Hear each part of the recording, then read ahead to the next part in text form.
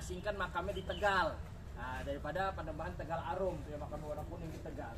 Beliau diutus salah satu adipati dari Mataram untuk jemput Mbah Sulaiman yang ada di Pasuruan. Dipanggil ngundang buat ke Mataram. Ya, sekarang tuh ada di kerajaan daripada Solo dan juga Yogyakarta. Itu masih Kesultanan Mataram Islam. Akhirnya ketika dipanggil, oke yaudah, tapi beliau doa. Mbah Sulaiman doa. Kenapa dipanggil waktu itu? Karena beliau ngeluarin karomahnya ketika lagi di Mataram pada saat itu.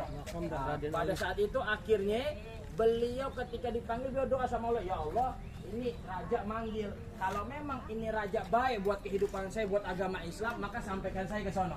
Kalau misalnya ini raja nggak baik buat kehidupan saya, maka jangan sampaikan saya ke sono. Disuruh jauhin.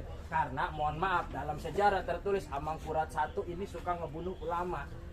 Ini ada kalau mau dibaca, makanya dia diasingkan sampai ke Tegal. Makamnya ada di Tegal beliau tuh Amangkurat I, dikatakan jahat lah intinya. Ternyata benar ketika Mbah Sulaiman makamnya di sono ya. Nah, ini Mbah Alif nih. Akhirnya beliau jalan dari Pasuruan, beliau nyampe ke Malang. Beliau jalan mulai sakit. Sampai sakit sampailah di sini di Mojo Agung.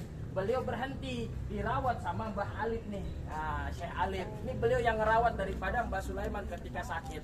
Maka akhirnya adipati yang Solo tadi, adipati dari Mataram Islam, itu kan masih nemenin terus. Sampai kejadian lah tahun 1700-an itu beliau meninggal dunia di sini. Nah, jadi istrinya ditinggal dalam situasi hamil. Makanya akhirnya Mbah Sulaiman dimakamin di sini. Nah, ini yang merawat daripada Mbah Sulaiman. Jadi ceritain dulu, jangan di sana. Ntar pas balik kita tahu semua tidak tabarung nanti. Nah, di sana juga ada makam adipati yang tadi. Makanya adipati tadi yang ngirim langsung surat menuju ke Mataram Islam. Ngirim ke raja, saya nggak jadi pulang ke sono. Mbah Sulaiman meninggal di sini, saya mau ngabdi ngejagain makam dia. Adipati sampai meninggal juga nanti makamnya ada di sebelah Mbah Sulaiman, nggak jauh. Nah, makanya ini yang ngerawat daripada Mbah Sulaiman Mojo Agung Mbah Saiban. Keluarga Mbah Saiban daripada Mbah Sulaiman ini jadi wali besar. Siapa salah satunya? Syekhona Khalil Bangkalan Madinah.